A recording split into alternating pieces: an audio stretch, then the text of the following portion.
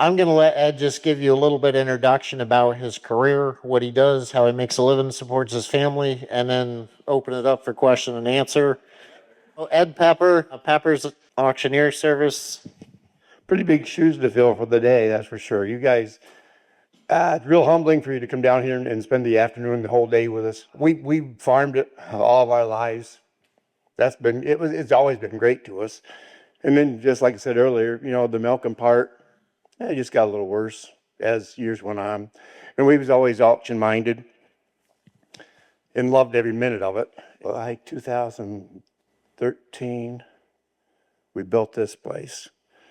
Doing that on a wing and a prayer, and something we always wanted to do. And wow, it just took off. It really has. And we went to Wednesday night auctions, just telling a little bit about our story. I don't know if it's anything the young folks want to do, because there ain't no money in anything anymore. It's just always a good time, but we enjoy what we're doing. But we went to a Wednesday night auction because Saturdays, it got so families were so busy. Everybody working 6 days a week, kids doing something on Saturdays and running here and there. And so that was the best thing we ever did. Right now, you can fill the place up every Wednesday night. Saturdays at your typical estate sale, you can't get anybody to come through the door. It's really tough. Now we got gun auctions. We do firearm auctions. A lot of them. We do one of them a month or try to.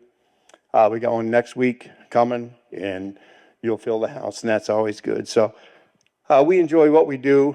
An example, you treat others like you want to be treated, or you want to be fair. And a lot of times you meet somebody out of town, or tell me you're an auctioneer, oh, you're one of them crooks, You hear that a lot, but we strive to be really honest. Matter of fact, we just, the folks that come in here earlier, we had a batter crop the other night in an auction, and she called me before the sale. She was from Bloomsburg. She said, Ed, I'll give up to $1,000 for that crock. So I don't think you'll have to, but if you need to, you do.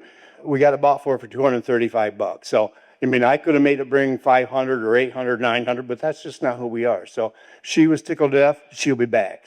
I know her granddad always said, you tell the truth the first time, you never have to worry about what you said.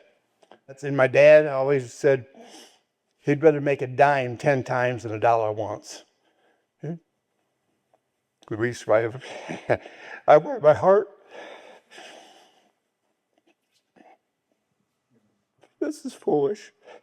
But Amy, we just go back to our roots. It was a cool time. I ain't got no more to say. And when I come up, Steve said, were you going to go sell something? I said, I damn soon rather get up here and sell something than sit here and do this, that's for sure. But it's been a good run. But, as far as the college thing and all that, it was never our cup of tea. I was so goddamn glad to get out of high school. That was for sure. And then, between my junior and senior year in high school, my dad come to me and said, you want to go to auction school? And I'm thinking, where did that come from? He was, of course, he had the livestock auctions, and he never auctioneered, but I was always in the auction business. And I said, well, I don't know.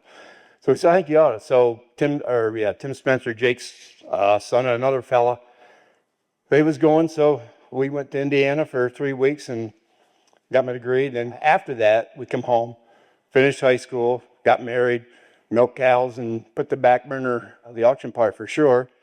And then we got to pursue a little harder, and we got licensed, and here we are. And like I said, we've been, I think,